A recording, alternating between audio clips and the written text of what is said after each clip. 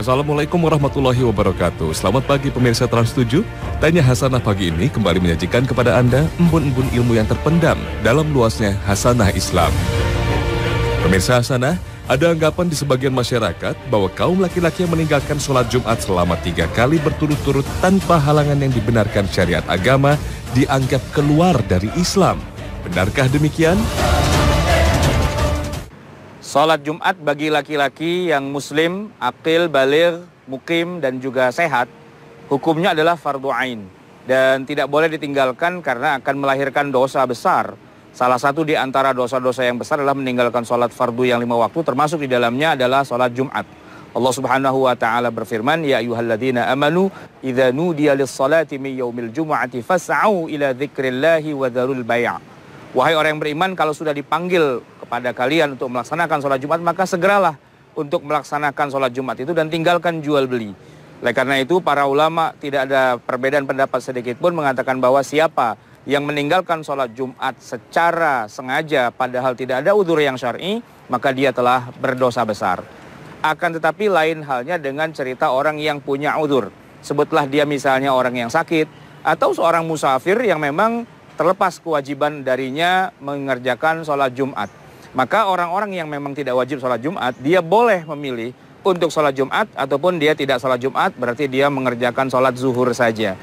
Nah, tentang ada kaitannya dengan orang yang 3 kali berturut-turut meninggalkan sholat Jumat, apakah dia keluar dari agama Islam dan tidak? Sebenarnya ini kembali lagi kepada apa yang dimaksud dengan meninggalkan itu. Apakah dengan udzur yang syar'i atau tidak? Ada sebuah hadis yang menyebutkan begini, "Man taraka thalatha jum'in tahawunan taba'allahu ala qalbihi." Orang yang meninggalkan 3 kali sholat Jumat secara tahawunan, secara mengabaikan, melalaikan, tidak ada udzur syar'inya, dia tidak sakit, dia bukan musafir, dia laki-laki, dia bermukim di dekat situ semua, dan semua syarat-syarat yang mewajibkan dia untuk sholat Jumat itu terdapat pada dirinya semua.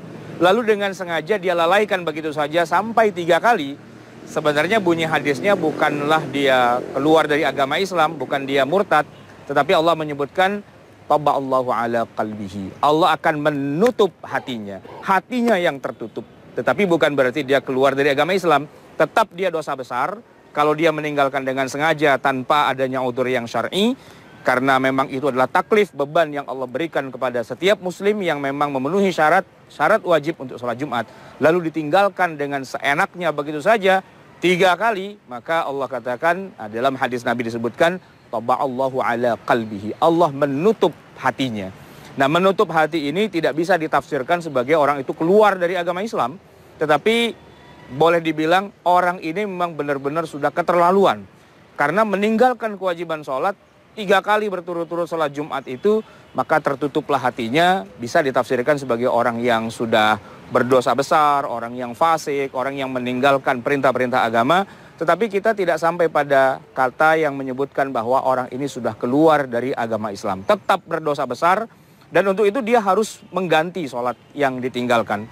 Tetapi karena sholat Jumat ini tidak bisa diganti, dalam arti tidak ada qadha sholat Jumat, maka yang wajib dikerjakan itu adalah mengganti dengan sholat zuhur. Bagaimana sholat zuhurnya? Ya kerjakan sholat zuhur. Berapa kali meninggalkan sholat Jumat? 3 kali. Ya kerjakanlah sholat zuhur sebanyak 3 kali sesuai dengan jumlah yang dia tinggalkan. Oh, tetapi saya sudah berkali-kali Pak Ustadz, saya sudah 10 kali. Ya berarti kerjakanlah sholat zuhur 10 kali sebagai pengganti dari sholat Jumat itu. Itu awal mula dari niat baik kita untuk mengganti, kemudian barulah kita bertaubat kepada Allah Subhanahu wa taala atas dosa-dosa, atas ketidaktahuan, atas ketidakmengertian kita terhadap hukum-hukum syariahnya.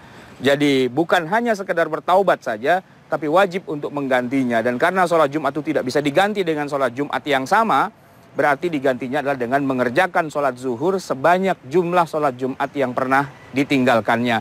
Baik karena tidak tahu atau karena tahu tapi malas dan lalai, intinya adalah sholat yang ditinggalkan itu harus diganti, sebab nanti yang pertama kali akan ditanya oleh Allah di dalam akhirat ketika kita masuk ke alam akhirat itu adalah tentang sholat. Inna awwala ma yuhasabuhu bil abdu min amalihi yaumal qiyamati as-shalah. Yang akan ditanya pertama kali nanti ketika kita masuk alam akhirat itu dari amal-amal kita adalah sholat. Nah, sholat yang 5 waktu itu termasuk di dalamnya adalah sholat Jumat. Maka ini akan ditanya pertama kali, dan Kita tidak bisa menjawab bahwa saya waktu itu tidak tahu, saya lupa, saya tidak ingat, saya tidak dikasih tahu bahwa itu harus diganti dan sebagainya. Itu tidak ada alasan. Alasan yang bisa kita jawab adalah bahwa kita sudah mengerjakannya atau belum mengerjakannya. Kalau sudah mengerjakannya berarti aman, atau meninggalkannya tapi kemudian menggantinya berarti aman. Tetapi kalau tidak dikerjakan, tidak diganti, maka itulah yang jadi malapetaka. Fawailul lil musallin alladzina hum an salatihim sahun. Celakalah orang yang salat yang lalai dari mengerjakan salatnya. Harusnya dia kerjakan tapi malah ditinggalkan. Harusnya dia ganti tapi dia tidak ganti. Oleh karena itu berhati-hatilah dalam masalah salat yang satu ini, karena inilah yang akan menentukan kita masuk surga atau masuk ke dalam neraka.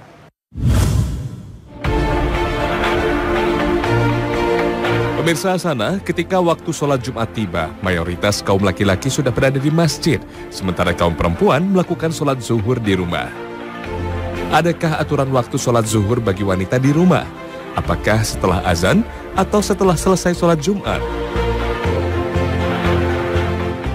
Kalau seorang wanita memang tidak wajib sholat Jumat, maka dia punya satu di antara dua pilihan. Kalau dia ikut sholat Jumat di masjid, maka sholat Jumatnya sah dan dia tidak harus mengerjakan sholat zuhur. Tapi kalau dia tidak ikut sholat Jumat di masjid, lalu dia mau di rumah saja, maka dia wajib untuk mengerjakan sholat zuhur, karena memang aslinya adalah sholat zuhur. Yang jadi pertanyaan adalah, apakah seorang wanita ketika di hari Jumat, orang-orang sedang sholat Jumat di masjid, dia harus menunggu dulu sholat Jumat di masjid selesai baru dia boleh mengerjakan sholat? Jawabannya tidak harus. Kenapa? Karena yang terikat dengan jamaah di masjid itu hanyalah orang yang ada di masjid. Misalnya, ada seorang wanita bahwa dia sedang dalam keadaan di dalam masjid, ya. Kemudian dia tidak ikut sholat Jumat, dia kemudian ingin mengerjakan sholat zuhur saja, maka itu tidak boleh. Kenapa? Karena di masjid sedang ada sholat Jumat. Kalau dia sedang berada di masjid, karena tidak boleh mendahului jamaah yang ada di dalam satu masjid. Tapi kalau dia sedang ada di luar masjid, entah di rumah, entah dimanapun, maka dia tidak terikat dengan sholat jamaah yang ada di masjid itu. Kenapa? Karena tidak bolehnya mendahului jamaah itu kalau kita berada di tempat tersebut. Kalau kita tidak berada di tempat tersebut, maka kita boleh melakukannya. Yang penting waktu zuhurnya atau waktu Jumatnya sudah masuk. Sebagaimana juga dalam sholat-sholat yang lain, begitu juga dalam sholat Jumat. Yang penting waktu zuhurnya sudah masuk, waktu Jumatnya sudah masuk. Seorang wanita, kalau dia tidak di masjid, dia ada di rumah, silahkan dia sudah mulai melakukan sholat zuhur itu tanpa harus menunggu jamaah Jumat di masjid. Ini kan baru terfikir oleh kita sekarang ketika masjid itu menggunakan pengeras suara dan kita dengar dari rumah yang jaraknya bermeter-meter itu, oh di masjid orang masih khutbah, oh di masjid belum qomat, oh di masjid belum lagi mengerjakan sholat Jumat. Jadi kita di rumah seolah-olah merasa terikat dengan apa yang di masjid. Padahal kalau kita bayangkan di zaman dulu yang tidak ada pengeras suara, siapa yang tahu bahwa di masjid sudah ada sholat jamaah, sudah dimulai sholat Jumatnya atau belum? Kan kita nggak tahu. Oleh karena itu seorang wanita ketika ada di rumah, dengar atau tidak dengar suara orang berjamaah di masjid, asalkan sudah masuk waktu zuhur, maka dia sudah boleh mengerjakan sholat zuhur, termasuk juga sholat Jumat. Tidak harus menunggu dari jamaah masjid itu menyelesaikan dulu sholat Jumatnya, baru seorang wanita itu mengerjakan sholat Jumat. Dengan syarat dia bukan ada di masjid, dia ada di rumah.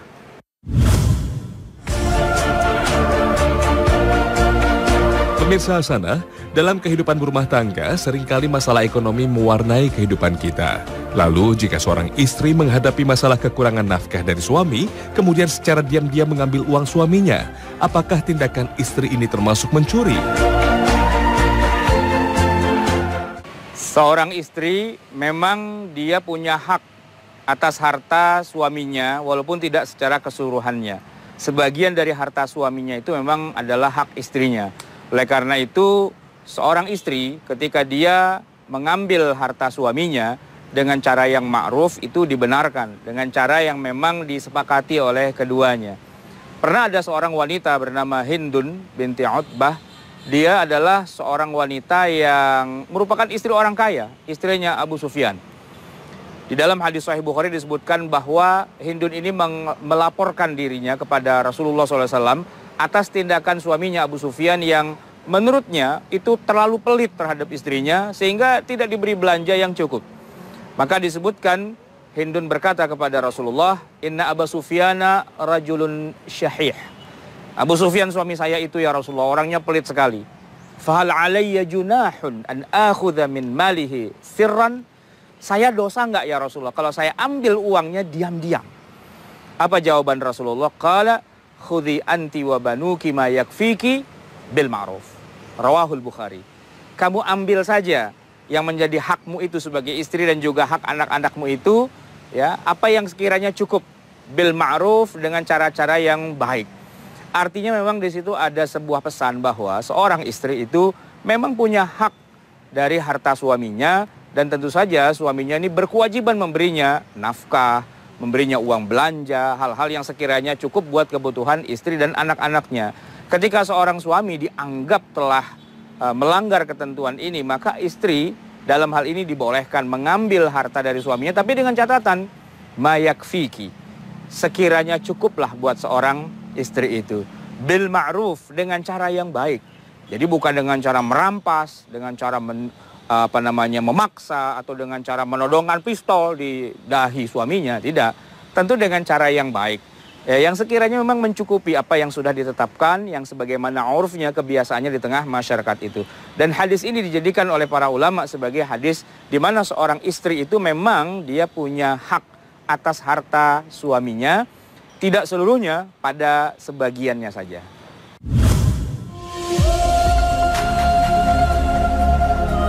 Pemirsa Hasanah, jika istri boleh mengambil uang suami secara diam-diam selama dilakukan secara baik dan sesuai kebutuhan, berarti tindakan istri bukanlah mencuri. Lalu seperti apakah pembagian harta dalam rumah tangga itu?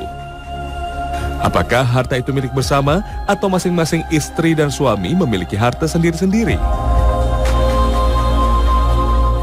Ketentuan pembagian uang atau harta antara suami dan istri dalam syariat Islam itu sederhana sekali. Pada dasarnya, semua harta suami adalah milik suami dan semua harta milik istri adalah milik istri. Dalam Islam tidak ada istilah peleburan harta suami istri yang bersifat otomatis. Itu tidak ada. Yang ada adalah harta suami adalah harta suami, harta istri adalah harta istri. Tapi ada satu catatan. Seorang suami itu wajib memberi nafkah kepada istrinya dalam beberapa bentuknya. Yang pertama adalah memberi mahar. Mahar ini adalah kewajiban yang harus diberikan suami pada istrinya. Yang kedua harus memberi nafkah.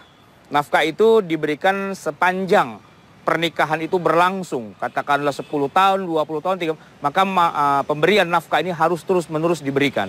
Selain mahar dan juga nafkah, ada juga pemberian-pemberian yang lain. Entah itu namanya hibah, entah itu namanya sedekah, entah itu namanya hadiah, dan sebagainya. Tapi sifatnya tidak wajib. Yang wajib itu adalah pertama mahar, yang kedua nafkah. Itu adalah kewajiban yang mutlak yang sudah ditetapkan dalam syariat Islam. Tinggal nanti berapa nilai mahar dan berapa nilai nafkah. Ini yang disesuaikan dengan beberapa faktor. Pertama misalnya terkait dengan posisi dan kedudukan seorang wanita dalam Islam. Rasulullah SAW itu memuliakan para wanita dan memberikan hak kepada para wanita untuk menetapkan mau dinikahi dengan mahar seberapa besar. Itu harus ditanyakan dulu pada seorang wanita. Tidak boleh langsung dipukul rata, langsung pokoknya seperangkat alat sholat. Karena memang begitulah biasanya. Tidak, harus ditanya dulu. Yang kedua juga harus ditanya, lalu terkait dengan nafkah, entah itu harian, mingguan, bulanan, tahunan, dan sebagainya, berapa yang sekira-kiranya si istri ini ridho atas pemberian suaminya. Di situ, kalau kita sebagai bangsa Indonesia, kita bisa menyebutnya dengan istilah perjanjian pranikah. Perjanjian sebelum nikah itu si istri mau dinikahi dengan mahar sekian, dengan mas kawin yang ditetapkan, dan juga dengan nafkah. Entah itu bulanannya berapa dan sebagainya, bisa dengan prosentase dari pemasukan suami, atau disebutkan dengan angkanya dan sebagainya, terserah. Yang penting disepakati di antara keduanya bil ma'ruf, dengan cara-cara yang baik, yang membuat suami itu ridho atas apa yang telah dia berikan pada istrinya, dan juga istri ridho atas apa yang diberikan suaminya pada dirinya. Dan kesepakatan itulah yang harus dijadikan bahan pertimbangan antara hubungan suami istri, dalam hal ini pembagian harta suami dan harta istri. Pemirsa Hasanah, beralih ke masalah lain. Di zaman modern ini, banyak sekali profesi yang digeluti masyarakat untuk mengais rezeki. Salah satunya profesi makelar, broker, calo, dan lainnya. Profesi ini memudahkan penjual untuk mendapatkan pembeli, dan sebaliknya juga memudahkan pembeli untuk mendapatkan barang yang diinginkan. Akan tetapi, bukankah hal ini bertentangan dengan larangan Nabi Shallallahu Alaihi Wasallam untuk menjual barang yang bukan miliknya? Pada dasarnya, benar yang dikatakan oleh Rasulullah SAW bahwa kita tidak boleh menjual barang yang bukan milik kita. La tabi' ma laysa indaka. Jangan kamu jual barang yang bukan milik kamu. Itu benar sekali. Akan tetapi, hadis ini tidak berlaku secara mutlak. Dalam arti begini, kalau yang punya barang itu mengizinkan, membolehkan untuk kita menjualkannya, kenapa jadi tidak boleh? Bukankah Rasulullah Shallallahu Alaihi Wasallam itu pernah meminta kepada salah seorang sahabat yang bernama Urwah Al-Bariqi untuk membelikan bagi Rasulullah seekor kambing untuk persiapan disembelih pada hari raya Idul Adha. 1 dinar emas diberikan kepada Urwah, lalu Urwah mencari. Karena beliau ini seorang sahabat yang ahli perkambingan dan juga ahli perdagangan, maka dengan uang 1 dinar itu dia malah mendapatkan 2 ekor kambing. Padahal pasarannya di Madinah itu sebenarnya dengan 1 dinar itu hanya bisa dapat 1 kambing. Tapi karena dia pintar, mungkin dia mencari di kampung di mana, maka dia bisa membawa pulang 2 ekor kambing. Dituntun kambing itu menuju ke rumah Rasulullah. Di tengah jalan bertemu dengan orang yang juga lagi butuh kambing dan tertarik dengan kambing yang sedang dituntun oleh Urwah ini. Dan ditawar oleh Urwah, dia katakan, kamu boleh beli salah satu saja dari 2 kambing ini. Harganya 1 dinar. Deal, sepakat, maka kemudian kambing itu dijual 1 saja. Jadi dia bawa pulang kambing 1, karena yang 1 sudah laku dijual, dan uangnya 1 dinar dia bawa pulang juga bersama Nabi. Nabi lantas bingung. Kan saya minta kamu beli kambing, kenapa uangnya masih utuh dan sekarang bawa pulang kambing 1? Diceritakanlah bagaimana kejadiannya, maka Rasulullah pun tertawa. Sambil mendoakan Urwah Al-Bariqi ini, semoga dia Allah berikan keberkahan dalam bisnisnya. Sampai Nabi mengatakan orang ini saking pinternya jualan, ya kalaupun dia jual tanah pun dia akan laku jualannya itu. Praktek menjadi perantara atau kita sebut dengan istilah makelar atau calo atau broker dan sebagainya, dan di zaman modern ini istilahnya lebih keren, reseller. Ini bisa jadi halal, bisa jadi haram, tergantung bagaimana akad dan bagaimana tekniknya. Kalau seandainya yang punya barang itu mengizinkan, bahkan meminta tolong jualkan, maka ya walaupun kita bukan pemilik, maka kita boleh menjual barang milik orang lain, tentu atas seizinnya. Tetapi kalau yang punya saja tidak tahu, ada mobil diparkir di pinggir jalan, lalu tiba-tiba kita tempel stiker, dijual. Lalu kita duduk di sampingnya. Lalu ada orang beli, kita jual mobil orang. Yang punya nggak tahu-tahuan, tiba-tiba mobilnya hilang kemana? Sudah saya jual, Pak. Padahal yang punya tidak ada niat untuk menjualnya. Maka ini yang tidak boleh. La tabi' ma laysa indaka. Jangan kamu jual barang yang bukan kamu sebagai pemiliknya. Tetapi dengan catatan, kalau yang punya malah minta jualkan, sebagaimana sistem marketing, distribusi barang dan sebagainya, dalam kehidupan kita sehari-hari hampir tidak ada barang yang kita beli dari pemiliknya langsung. Kalau kita masuk ke pasar, ke toko, ke mana dan sebagainya, yang jual itu bisa dipastikan bukan dia pemilik barang itu. Dia hanya pegawai, dia hanya distributor, dia hanya perantara dan sebagainya. Pemilik barang itu entah ada di mana, dan kita bertransaksi bukan kepada pemilik barang, tapi kepada yang jual. Yang mana yang jual ini bukan pemilik barang itu. Tapi karena memang sudah disepakati dari awal, ini tolong jualkan barang saya, maka silahkan dia menjual barang walaupun sebenarnya secara status dia bukan pemilik barang itu. Tapi dia mendapatkan amanah, dia mendapatkan kepercayaan dari yang punya barang, dan yang punya barang merasa senang karena barangnya bisa laku dijual. Kalaupun dia mendapatkan fee, upah atau berapa persen dari hasil penjualan yang sudah disepakati, maka itu hukumnya adalah halal.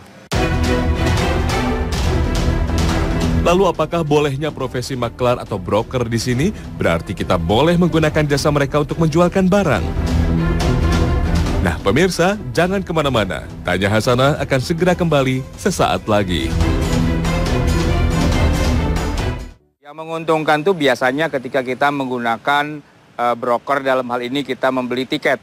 Kita biasanya tidak membeli tiket kepada pihak maskapai penerbangan atau tidak kepada yang punya kendaraannya, tapi kita belinya kepada, sebutlah misalnya bagian travel agent.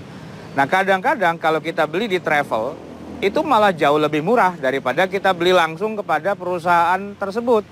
Sebutlah kita mau menginap di suatu hotel, mungkin kalau kita langsung go show, langsung datang ke hotel itu, pesan kamar dan sebagainya, harganya bisa harga yang standar. Tetapi kalau beberapa hari sebelumnya kita sudah booking lewat berbagai macam perantara, kita sebut sebagai perantara, ya, entah itu kita sebut perusahaan travel agent atau apalah nama sebutannya, baik yang secara konvensional atau yang sudah pakai online dan sebagainya, maka harganya malah bisa jadi jauh lebih murah, bisa mendapatkan diskon, potongan dan sebagainya.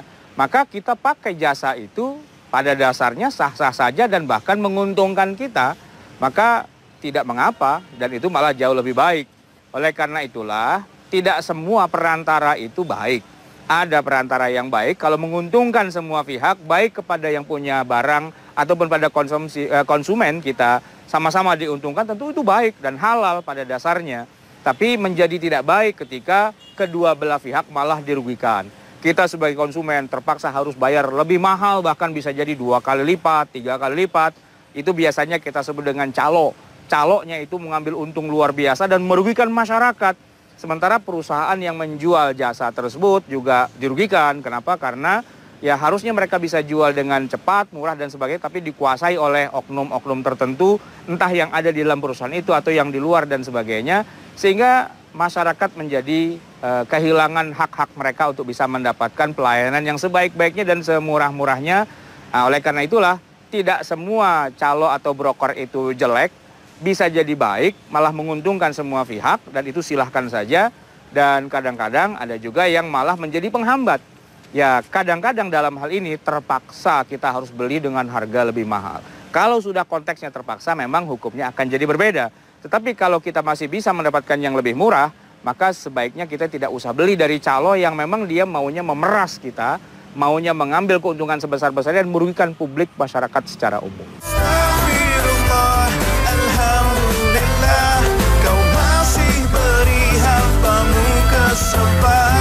Pemirsa Hasanah, demikian akhir kebersamaan kita pagi hari ini.